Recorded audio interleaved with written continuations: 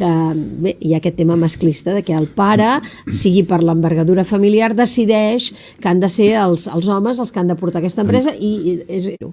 Indiscutiblement, lamentablement encara hi ha casos amb els quals es té una discriminació sexual respecte a la capacitat per portar un negoci, una discriminació amb el pensament de capacitat, quan està clar que l'ADN ni garanteix la capacitat ni la voluntat per portar un negoci ni a favor ni en contra d'un home o d'una dona. Però cada dia són més també les dones que segueixen empreses familiars, que les tiren endavant, no? Per exemple, no? Fins ara aquí a prop, a la Garrotxa hi ha Multins Noel, no? Que és una empresa molt forta, que la segona generació l'ha portat la filla endavant.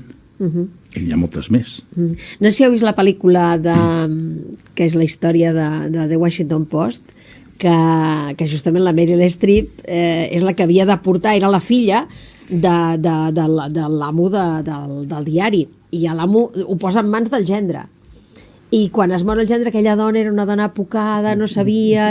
Ens agradi o no l'època que era, no? Les èpoques canvien i evolucionen a Déu gràcies, normalment cap a bé. Sí, però potser no suficientment ràpid, però van evolucionant. No? I avui en dia el món és molt més igualitari i amb les noves generacions encara molt més que amb les de veterans. Bueno, això es donaria per una altra tertúlia. Sí, no, però continuem perquè el tema és interessant, perquè també m'imagino que si fem marxa enrere, anem enrere en el temps, potser ens trobem que hi havia famílies que si només tenien filles, doncs potser preferien vendre's l'empresa que passar-ho a les filles, no? Sí. Hi ha casos d'aquests? Poden haver casos. Clar, hem de fer una miqueta l'arrel de la història i de la cultura d'on ve.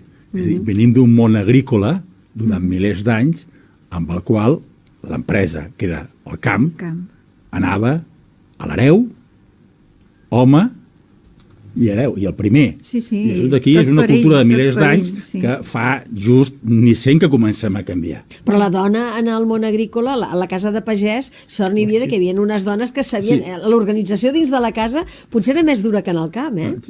Igual que a les empreses i que a les famílies, no? El paper de la dona és fonamental, és fonamental i crucial perquè funcioni, inclús a la família empresària, encara que potser en molts casos la dona no és qui porta el negoci, en la transmissió dels valors i en la formació del caràcter de la segona generació, el paper de la dona és crucial i per tant, per compte de l'empresa familiar ho és. Molt bé, senyors, ja tenim